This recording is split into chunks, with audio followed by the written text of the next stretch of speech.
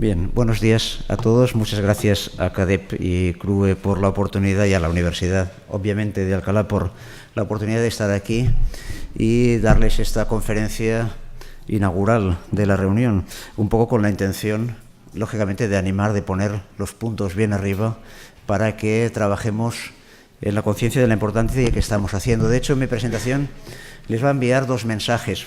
Uno, bueno, en realidad me ha pesado los dos que le vamos a hacer, pero uno es que en realidad lo urgente es lo importante, o sea, hasta qué punto los retos a los que nos enfrentamos no son una cosa para el futuro, aquello de la sostenibilidad casi como si fuera una cosa de buena educación, sino retos, limitaciones que están sucediendo ya en este momento, como la CNN está pasando, lo estás viendo, ¿no? Como ya está repercutiendo sobre nuestra vida de cada día.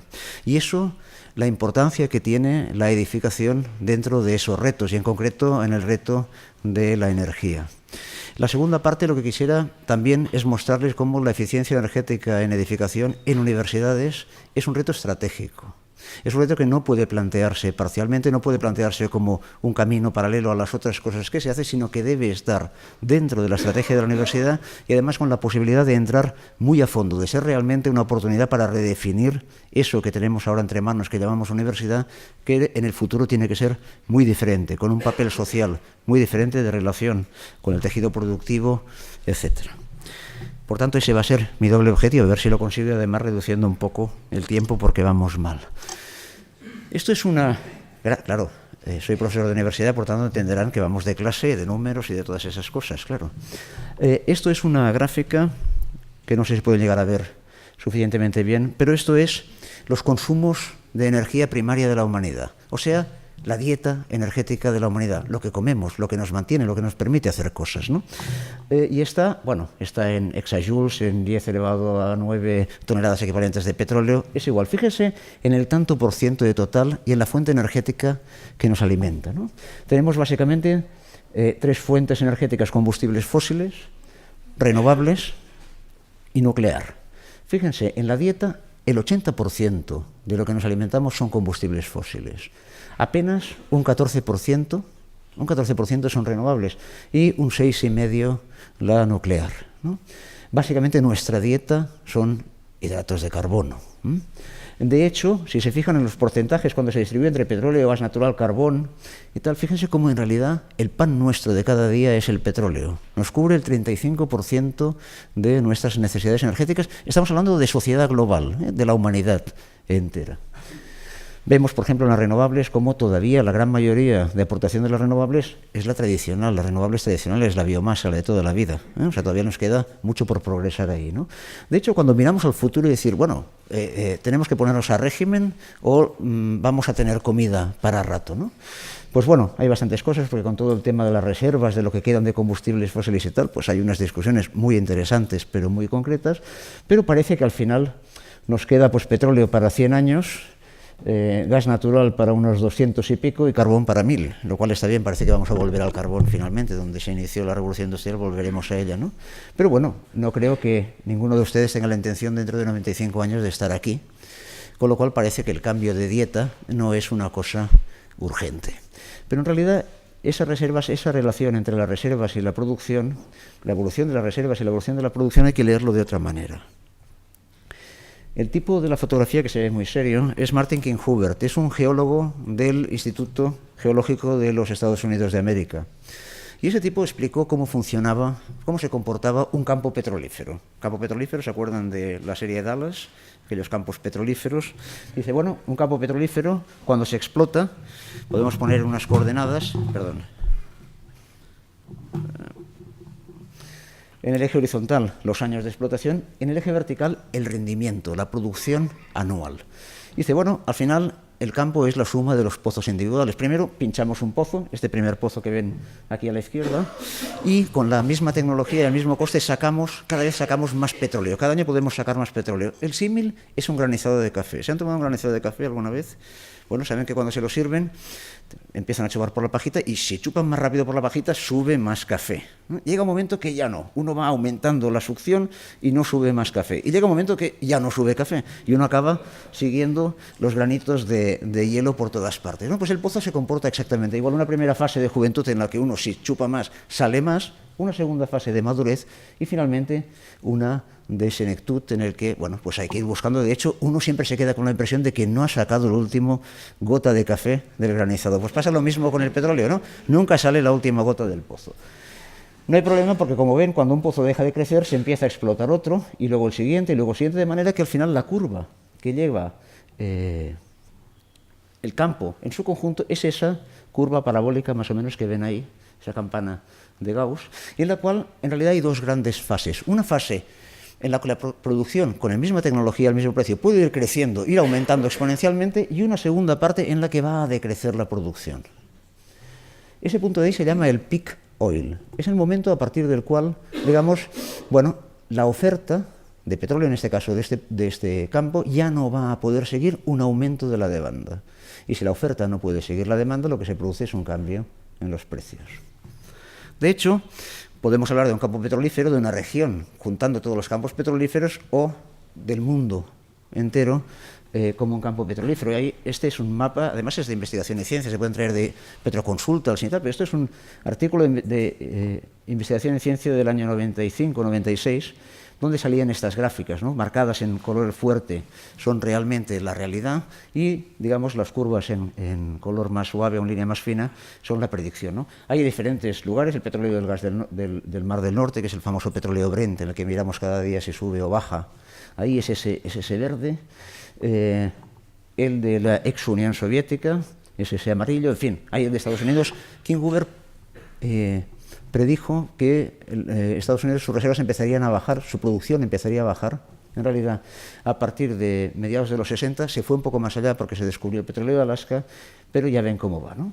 Esa otra línea azul, que sigue un recorrido raro, son los países del Golfo Pérsico, que lo que hacen es regulan oferta y demanda para mantener el precio adecuado, para pagar el petróleo lo más caro posible sin que entren sus competidores. El azul es el mundo sin Golfo Pérsico y el rojo es el mundo mundial. Como ven, el mundo mundial llegará al peak oil, donde estaba fíjense en la gráfica, entre el 2000 y el 2010. ¿En qué año estamos? En el 2013. ¿Que se ha acabado el petróleo? No, queda la mitad. Queda la mitad cara. Nos queda la mitad del granizado de café que cuesta más de sacar. Hemos sacado el granizado de café barato. Esto, bueno, se corroboró. Estas son gráficas de la Agencia Internacional de la Energía del 2007. Vale la pena sacar los datos un poco antiguos, no por nada, sino porque hay bastante discusión sobre esos datos y tardan en asentarse, porque hay muchos intereses ahí de explotaciones. Bueno, lo que ven es un poco la gráfica de los puntos con la variancia que puede tener, eso es mensualmente, desde el 2002 hasta el 2007, y como ven, la gráfica que un poco hace la trayectoria de esos puntos marca cómo a partir de ese año 2007-2008 realmente se llegó al máximo de producción del petróleo. A partir de ahí, ¿quiere decir que se acabó el petróleo? No, seguimos teniendo petróleo, pero cada vez más caro. De hecho, eso se refleja en los precios. Esto es una gráfica de la evolución de los precios del petróleo desde el año 69, ahí a la derecha, hasta el 2007, ahí abajo. Es interesante, se ve a la derecha, son dólares de 2007. O sea, por tanto, están armonizados a la inflación, ¿de acuerdo? Como si fueran dólares de ahora. Como ven, el barril estaba a 20 dólares de 2007 hasta que estalló la guerra del Yom Kippur en el 73. Entonces los países árabes le cerraron a los países occidentales porque apoyaban a Israel, le cerraron el grifo, ¡pam!, subió hasta los 50 dólares por el barril. Una crisis tremenda porque pilló a la industria que no sabía cómo trabajar con precios bajos.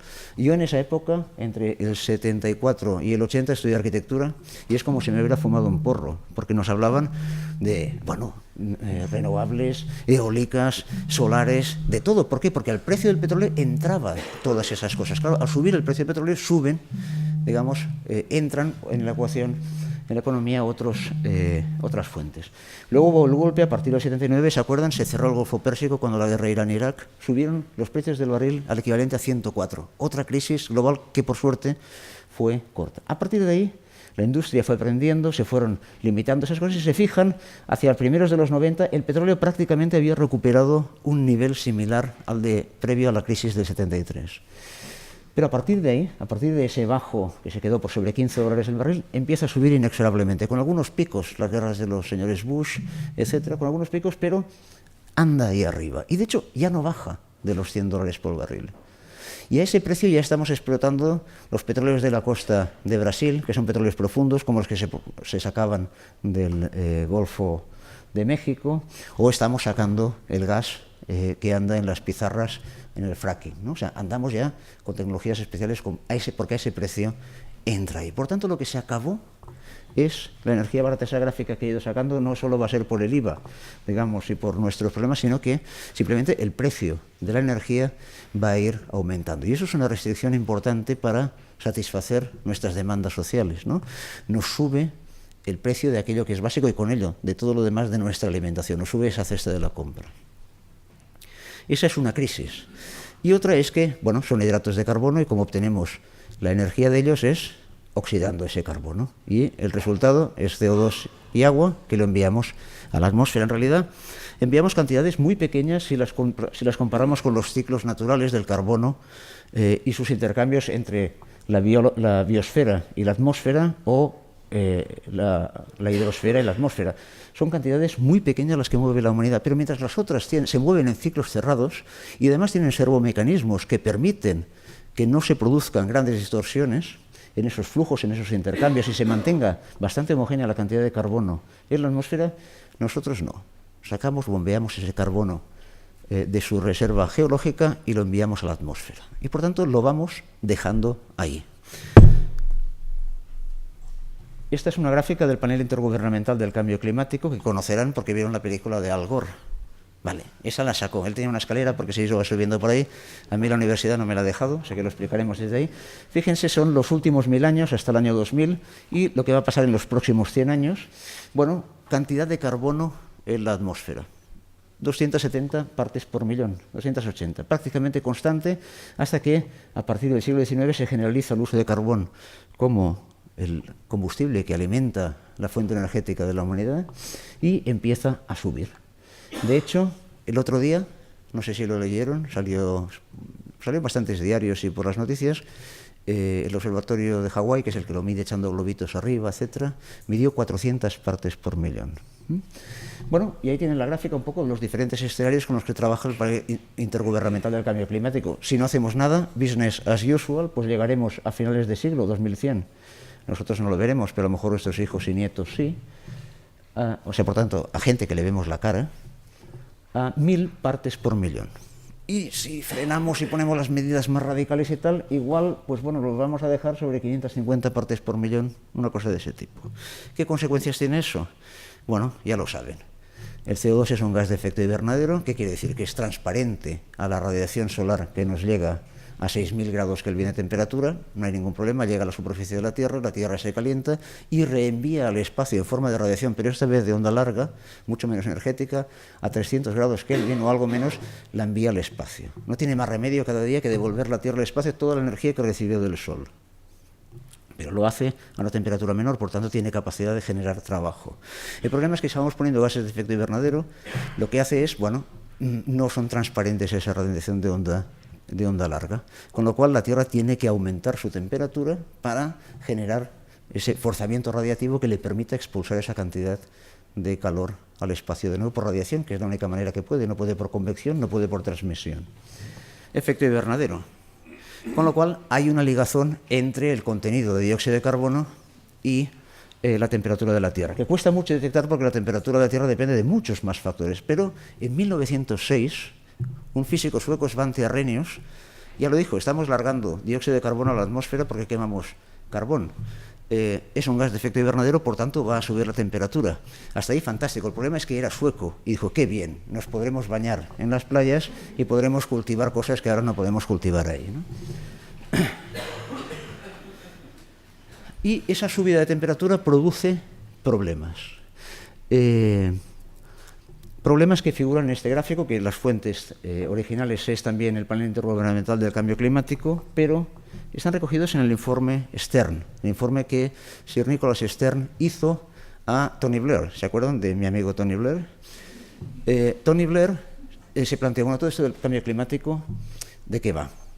Y al final, como es british, ya saben lo pragmáticos que son, bueno, al final esto que sale a cuenta, poner dinero para evitar el cambio climático o pagar los costes de sus consecuencias. Es una ecuación financiera, en definitiva.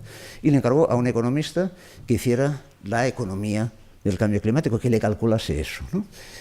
Con los datos del panel intergubernamental hizo esta gráfica, que seguramente no leen desde ahí, en el cual en la columna vertical figura 1 grado de cambio de temperatura, 1 grado de aumento de temperatura de la superficie, 2 grados, 3 grados, 4 grados, 5 grados, más de 5 grados, y allí lo que sucede con los recursos naturales, ¿no? Lo que sucede con el agua, con la disponibilidad de agua, con la comida, con la salud. Eso es interesante, ¿no? Porque mi hermana, por ejemplo, es microbióloga y en realidad lo que le interesa es la literatura, y eso del cambio climático pues tanto le da, ¿no? Pero cuando habían las discusiones del cambio climático, claro, ella va recibiendo continuamente dónde está el nivel de malaria, porque es el Anófeles, y son animales que son tremendamente sensibles a los cambios de temperatura. Y ella lo decía claramente, en el hemisferio norte está subiendo la frontera de la malaria y en el hemisferio sur baja, por tanto está cambiando el clima para más caliente, ¿no? O sea, tenía detectores de ese tipo. Sobre la Tierra, cambios en el medio ambiente y luego cambios a gran escala y abruptos, ¿no? Esos que les encanta Hollywood, porque entonces te hacen una película, ¿no? Bueno, los colores, el color verde indica, bueno, que los costes, bueno, unos ganan y otros pierden, ¿no? En principio los rusos estarían contentos, o Svante Arrhenius estaba contento por un poco de cambio climático. Amarillo, daños mayores, amarillo fuerte, daños muy gordos, calabaza importantes, rojo, muy graves, ¿no? Costes muy graves. De hecho, el informe que le hizo Nicholas Stern al primer ministro de Gran Bretaña fue que, fuese cual fuese el nivel de cambio de clima, siempre salía más económico invertir en evitar el cambio climático que en pagar sus consecuencias. Bueno, la cosa está clara. Entonces tenemos que evitar que suba el contenido de carbono en la atmósfera. Bueno, pero eso no es fácil. A ver, todo el mundo está de acuerdo en lo que hay que hacer. Gráfica de la derecha. Una discusión es cuánto carbono vamos a dejar en la atmósfera, pero lo que seguro que hay que hacer es dejar de aumentar nuestras emisiones de carbono, empezar a reducirlas y dejarlas finalmente en el futuro en aquella cantidad que sea asumible por los focos, por los sumideros naturales de carbono. ¿Saben cuánto es eso? Eso es el 20% de lo que emitíamos el año 2000. ¿Se acuerdan del año 2000? Bien, pues el 20%, de una manera directa, el 20% de la energía.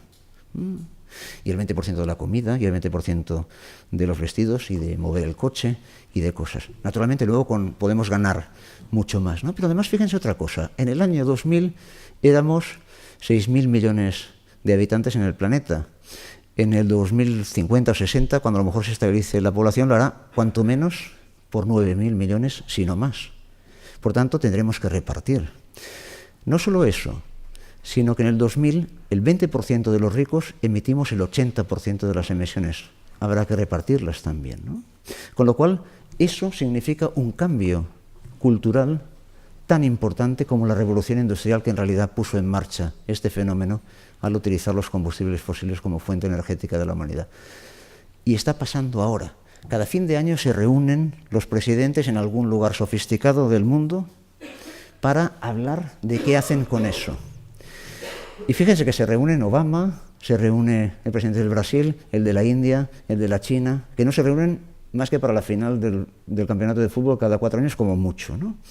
Y discuten porque tienen que ponerse de acuerdo, pero claro, no es fácil. No es fácil porque decimos, bueno, dejémoslo a 450, nos quedan 50 partes. ¿Quién tiene derecho a poner esas partes de ahí? Miren, yo ayer estuve cenando en Madrid con unos chinos de la China Academy of Building Research. Y claro, cuando hablas de emisiones te dicen, muy bien, pero vamos a discutirlo desde el principio. Vamos a decir cuántas ponemos, pero empezamos con 270 partes por millón. No desde 400 que estamos ahora. Y claro, Inglaterra ya ha gastado su cupo, tendría que recuperar dióxido de carbono del aire. Por tanto, hemos de buscar un nivel suficientemente alto para llegar a un acuerdo de cómo nos repartimos todo eso. ¿Entienden el problema? Y cuanto más alto sea, más cambio climático vamos a generar y más costes vamos a tener para todos en el futuro. lo pillan. Eso hace años que se está debatiendo cada final de año y sale en la prensa. Y ese es el debate sobre qué nivel de emisiones vamos a dejar ahí arriba, en cómo nos la repartimos. El cambio tecnológico, los cambios que puedan permitir evitar las emisiones es el gran debate ahora. ¿Qué fuentes tenemos para evitar las emisiones de dióxido de carbono? Hay muchas. Las energías renovables, la nuclear ahora ha quedado un poco cortada con el tema de Fukushima, porque aumentan sus costes, obviamente. Hay el secuestro y confinamiento de carbono, o sea, hay tecnologías nuevas que aún necesitan desarrollarse probablemente, pero la que a corto y largo plazo es fundamental es la eficiencia energética, o sea, conseguir más productividad, más utilidades con menos emisiones de carbono. Esa es siempre la clave. Y esa que es la importante, eso es en los diferentes sectores la posibilidad que hay de ahorrar carbono. ¿Cómo? Bueno, a través de un mecanismo que es ponerle precio a las emisiones. Como saben, esto ya desde hace 5 años sucede en nuestro país, ¿no? Hay que pagar por emitir dióxido de carbono a partir de cierta tasa, ¿no? Bueno, pues en función de cuál sea el precio de emitir esa cantidad de carbono, $20, hasta $50, hasta $100, cada sector, ¿qué inversiones van a hacer para minimizar sus costes y maximizar sus beneficios? Y, por tanto, ¿cuántos gigatoneladas de CO2 equivalente al año se van a ahorrar, ¿no? Suministro de energía, transporte, edificios, industria, agricultura, silvicultura, desechos. Fíjense cuál es el campeón. ¿Dónde se puede ahorrar más? Y no solo dónde se puede ahorrar más, sino que al precio más bajo, la tonelada ya prácticamente se ahorra todo. Es el sector de la edificación.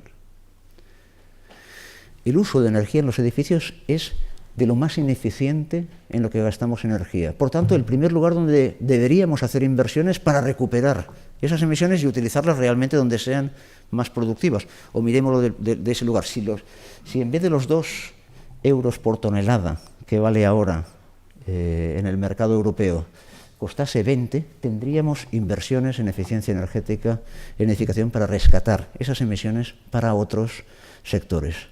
Por tanto, nuestro parque edificado, que genera un 30% de las emisiones del total nacional, claro, tiene un problema, porque en realidad es un lastre para tener una economía eficiente y competitiva en un futuro donde la eficiencia energética y las emisiones van a ser claves.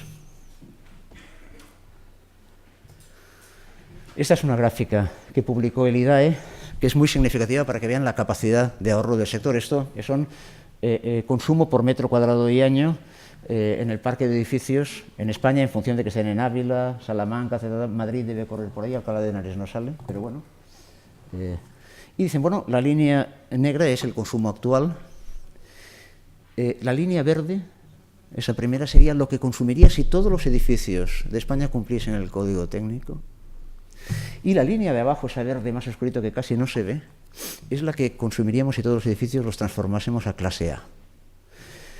Todo el resto, en energía, en emisiones, en euros, es lo que podemos rescatar del sector. Bien, y vamos a la universidad, porque la universidad tiene, como nos ha comentado el gerente, edificios y gestiona edificios, parques importantes, ¿no? Esto que les enseño son unas gráficas muy interesantes que nos sirven para ver, bueno, si tenemos que ahorrar energía y con ello ahorrar también emisiones en los edificios de la universidad, ¿en qué gastamos la energía? Y por tanto, ¿dónde tenemos que ir a intervenir para ahorrarla? Bueno, este es un resultado de una tesis doctoral que tuve el honor y el placer, porque fue muy divertido, de dirigir, de Fabián López Plazas, donde lo que determinaba para 6 edificios universitarios de la UPC, cuyas fotografías andan detrás, bueno, cada uno de ellos, cada kilowatt hora que entraba en el edificio de energía, en este caso para calefacción, clima y para calefacción, ¿qué porcentaje se iba a cada factor del consumo? Por ejemplo, en el primer edificio de la izquierda, del 100% de energía que entraba por la cañería de gas, el 57,25 iba a satisfacer la necesidad del usuario, o sea, servía para calentar al que tenía frío. Cuidado, eso no quiere decir que el que tenía frío quedase cubierta su demanda, a lo mejor se quedaba a medias, todavía necesitaba un poquito más, pero de esa unidad de energía que entraba, el 57% se iba a calentarle a él. De esa otra franja morada, el 22,75 es la que se pierde a través de los mecanismos de transformación, conducción y libramiento de esa energía. Tenemos unos sistemas que cogen esa energía, la transforman, cogen el gas, lo transforman en calor, y ya se pierde una parte en esa transformación, luego hay que llevarla hasta allí, soltarla, y bueno, eso tiene que adecuarse a cómo funciona el edificio. Bien, ahí perdemos un 22%. Y el resto, el otro 20%, se pierde por uso y gestión. Eso que hablaba antes también el gerente. Por cómo usamos y gestionamos los edificios. Claro, cuando comparamos varios edificios podemos ver que, bueno, parece razonable que entre un 50 y un 60% de la energía que libramos en nuestros edificios vaya realmente a satisfacer las necesidades. El óptimo es aquel 65% del edificio A6. También parece lógico que vamos a esperar perder entre el 20 y el 25% de nuestra energía en la transmisión de esa energía hasta que llegue al usuario. Y vemos, ahí arriba hay uno, de nuevo el edificio A6, que consigue minimizar un 9,09, digamos, los costes debidos al uso y la gestión del edificio, ¿no? Pero bueno, también puede ser espectacular. Fíjense aquí en la ETSAP, el 39% se pierde en uso y gestión. O sea, es debido a ese factor, ¿no? Además, eso tiene un problema, y es que esa es mi escuela. Bueno, nos pusimos a ello, y lo cierto es que en un año, sin tocar nada, sin poner un aislamiento, ni cambiar una ventana, ni cambiar una instalación, no, simplemente gestionando, conseguimos rebajarlo prácticamente a cero. O sea, con el uso y la gestión se colocaba eso. Bueno, estos son los factores sobre los cuales hay que influir para mejorar, para reducir el consumo energético y mejorar las emisiones. Claro, primero es el uso y la gestión. Y este es muy interesante, porque, claro, somos arquitectos, somos ingenieros, la mayoría, y pues nos han dicho, oye tú, el aislamiento, la máquina, tal. No, la gente. Siempre digo a mis estudiantes, los edificios no consumen energía.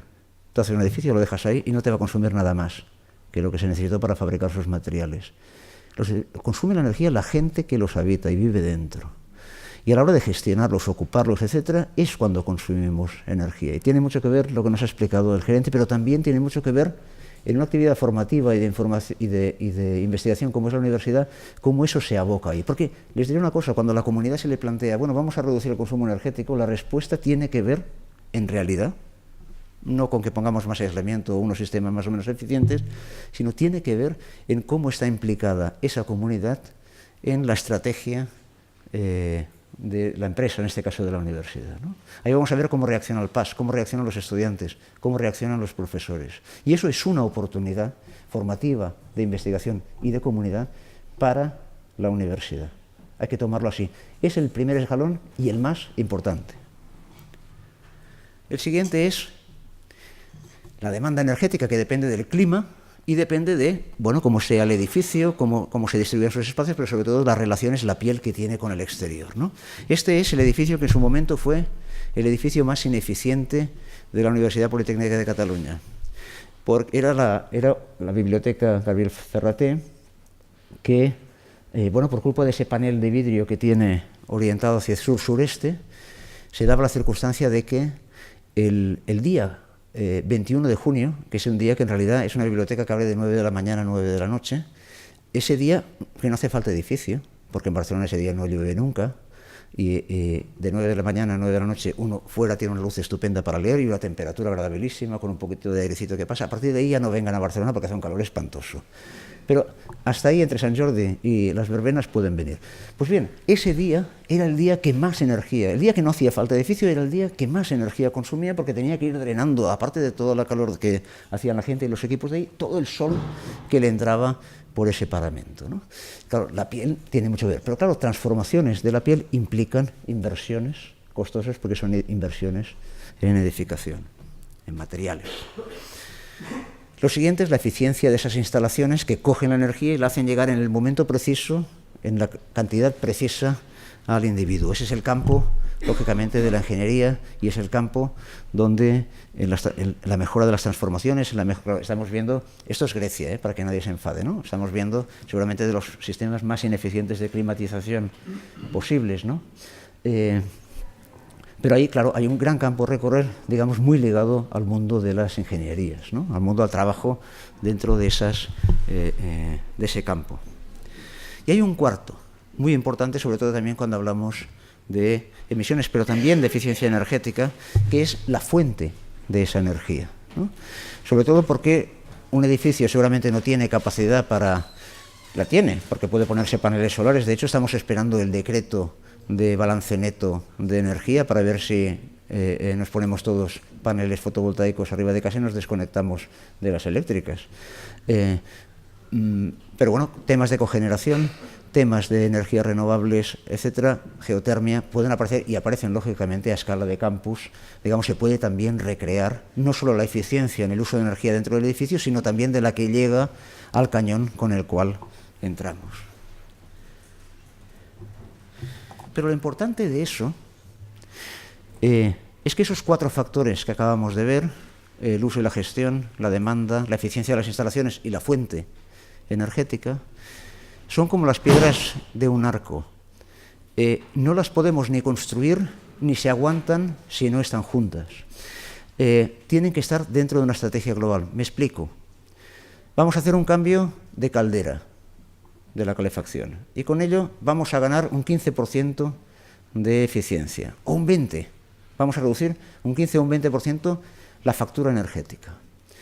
Sí, pero ¿se han fijado en una cosa? Y claro, lo vamos a hacer además porque eso tiene un retorno de 2, 3 años, 4 años a lo mejor. Pero fíjense en una cosa, cuanto más ineficiente sea el edificio, cuanto peor esté usado y gestionado, cuanto peor tenga la piel, la demanda, mejor nos sale cambiar la caldera. Y claro, una vez hemos hecho esta rebaja de la factura, claro, nos queda menos dinero para hacer las intervenciones que tienen un mayor coste. ¿Lo ven? Se come el futuro. No podemos entrar en la rehabilitación energética sin una estrategia global. Hay que marcarse objetivos que obligatoriamente a escala de universidad van a tener que ser objetivos estratégicos. Hay que tener visiones, nos pasaba una gráfica al gerente, de 2050. Bien, hay que tener visiones a 2050. Y a partir de ahí, hacer las inversiones de la forma adecuada. No podemos cambiar la caldera directamente porque a lo mejor estamos condenando a un mayor consumo a medio y largo plazo a esa edificación porque no vamos a tener luego dinero para hacer los cambios en lo demás. ¿Entienden? Tiene que entrar en la planificación estratégica de la universidad. Y otra cosa, hemos hablado de eficiencia energética y hablamos de edificación sostenible, creo que eso estaba incluso en el título. ¿Saben cuál es el edificio más sostenible de la UPC? La Biblioteca Gabriel Ferraté. ¿Cómo es posible? ¿El más ineficiente es el más sostenible? Sí, es muy fácil. La Biblioteca Gabriel Ferraté está ocupada masivamente de 9 de la mañana a 9 de la noche, 359 días al año. Si uno hace la relación entre la cantidad de horas que se vive ese edificio, que ese edificio da su utilidad, que es la habitabilidad, y la dividimos por la cantidad de energía que se consume para hacerlo, es de largo el mejor. Fíjense, puede ser el edificio más ineficiente y en cambio ser el más sostenible. Los edificios no son sostenibles. Lo que son sostenibles son, o no lo son, las actividades que acogen. Y es la comunidad la que tiene que hacer ese cambio, esa traslación hacia ahí. Por tanto, su plan estratégico, si incluye la eficiencia energética, pero no incluye la sostenibilidad a nivel de comunidad universitaria, si no hacemos ese cambio hacia ahí, y además lo necesitamos porque nuestros universitarios tienen que responder a esos retos que son de cambio global muy importantes, si no hacemos ese cambio también estratégico a nivel de contenidos, de formación, de vida universitaria, no va a servir para nada la eficiencia energética. Esto era lo que les quería decir para animarles hoy a trabajar, sabiendo que lo que están haciendo es muy, muy importante para el planeta, pero sobre todo para la universidad. No es un trabajo marginal que se pueda hacer en un despacho de ingeniería o de arquitectura. Muchas gracias por su atención.